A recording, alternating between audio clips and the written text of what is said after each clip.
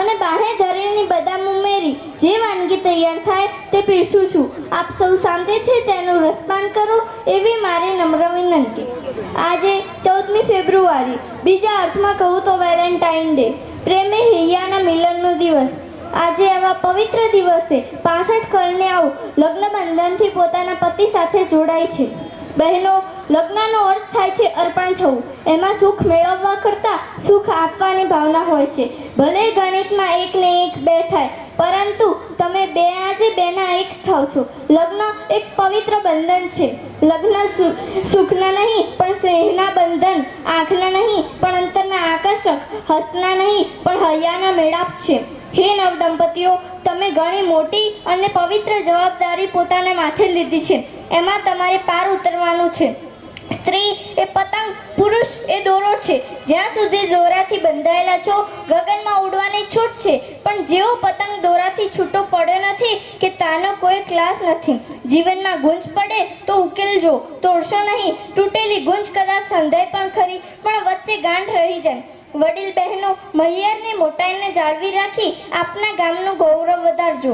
સસરાને પિતા અને સાસુને માતા માની અપનાવી લેજો. ત્યાં તમને મોટા ભાઈ જેવો જેઠ અને ભાભી જેવી જેઠાણી મળશે. ભાઈ જેવો લાડકો દિયર અને સહિયરોને બોલાવે એવી નટખટ નણંદી મળશે. બહેનો, તમે આજે લગ્ન ગ્રંથિથી જોડાઈને પ્રભુતામાં પગલાં માંડ્યા છે, ત્યારે તમારે એક વાત બરાબર સમજી લેવાની કે સ્ત્રીએ પિતાના વહાલની ઇજ્જત અને પતિના પ્રેમની આબરૂ સાચવવાની હોય છે. લગ્ન કરતી વખતે બે આંખો પર મૂકેલો વિશ્વાસ અકબંધ રાખવો અને તે વિશ્વાસ અકબંધ છે એનો ભરોસો કરાવવો, એ જ સાચું લગ્ન જીવન. બહેનો, લગ્ન બાદ ઘણું બધું છોડવું પડશે, પરંતુ આપણા ભાઈઓ તો પોતાનું મોઢું ગંધાતું હશે તો એ 135નો મસાલો નહીં છોડે.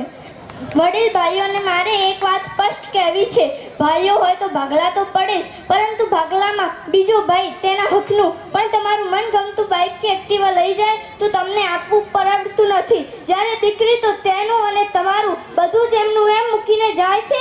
આ જતું કરવાની ભાવના અમારી બહેનોમાં જ હોય. બાકી તમે તો જુવારું કરતી વખતે એક ટીવીના 2 કટકા પણ કરી જાણો. કોઈ દીકરી ક્યારેય પિતાને એમ પૂછતી નથી કે પપ્પા તમે મને લગ્નમાં શું આપવાના છો, અને જ્યારે તમે તો પપ્પાને એમ પણ કહી જાણો કે તમે એમને આપીને શું આપ્યું. મિત્રો, વડીલો, સંબંધમાં અને સગપણમાં મોટો ફેર છે. સંબંધ અપેક્ષા રાખે છે અને સગપણ ઉપરથી લખાઈને આવ્યું હોય છે. હે નવદંપતીઓ, આખી દુનિયા તમારી સામે હોય, પણ જો તમે 2 જણા સાથે હશો તો દુનિયા તમારું કાંઈ કરી શકવાની નથી.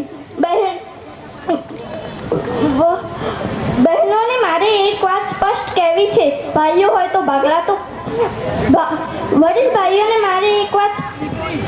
બહેનો, પિતાની આબરૂને ઉજાગર કરવા માટે છેલ્લે એક શિખામણ આપું છું. મસ્તક હંમેશા નમતું રાખજો.